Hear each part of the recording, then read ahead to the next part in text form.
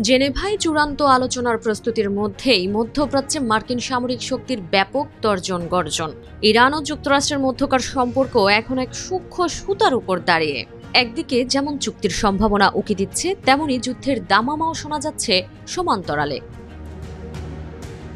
ইরানের পররাষ্ট্র মন্ত্রণালয়ের মুখপাত্র ইসমাইল বাঘাই 23 ফেব্রুয়ারি স্পষ্ট জানিয়ে দিয়েছেন, তেহরান চায় কূটনৈতিক সমাধান, কিন্তু মাথা নত করে নয়। মার্কিন প্রেসিডেন্ট ডোনাল্ড ট্রাম্পের লিমিটেড স্ট্রাইক বা সীমিত হামলার হুমকির জবাবে তেহরান বলছে, যে কোনো ধরনের হামলাকে আগ্রাসন হিসেবে দেখা হবে, আর এর জবাব দেওয়া হবে অত্যন্ত কঠোরভাবে। বাঘাইয়ের ভাষায়, ইরানিরা ইতিহাসে কখনো আত্মসমর্পণ করেনি। 2003 সালের ইরাক যুদ্ধের পর এই প্রথম মধ্যপ্রাচ্যে এত বড় সামরিক সমাবেশ ঘটিয়েছে ওয়াশিংটন। মার্কিন মধ্যস্থতাকারী স্টিভ উইটকফ প্রশ্ন তুলেছেন, কেন এত চাপের মুখেও ইরান আত্মসমর্পণ করছে না। প্রেসিডেন্ট ট্রাম্পও বলছেন, চুক্তিতে না এলে সামরিক পথ খোলা আছে তার সামনে।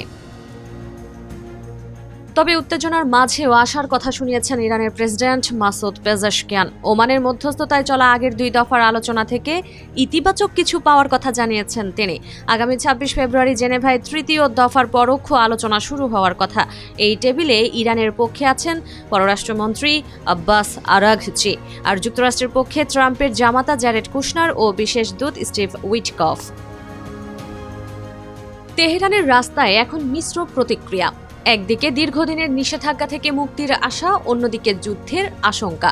ওমান বলছে চূড়ান্ত চুক্তির দিকে এগিয়ে যেতে দুপক্ষই ইতিবাচক চেষ্টা চালাচ্ছে, কিন্তু প্রশ্ন হলো, আলোচনা কি পারবে যুদ্ধের মেঘ সরিয়ে শান্তির পথ প্রশস্ত করতে, নাকি শেষ পর্যন্ত সামরিক শক্তি কথা বলবে?